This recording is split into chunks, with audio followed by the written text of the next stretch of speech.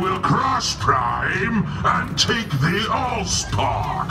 And once I do, this planet will be mine, as well as the rest of this galaxy. You have a unique opportunity, however, to choose this day whom you will serve. Will it be me or Prime? I see a few of you already are loyal to me. I see you, sir. When you come forward, those of you not already professing allegiance must raise their fist or kneel in subjugation.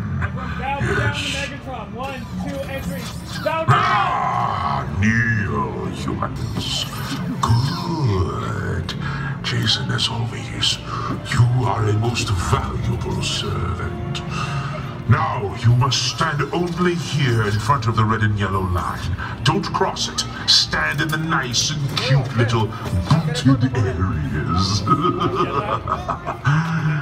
Simple enough for your carbon-based life form minds to absorb. All right, puny fleshlings. Now is the moment of truth. Come forward. Beg for mercy. You have gained audience with Megatron. What do you say? Do you swear to me or Prime?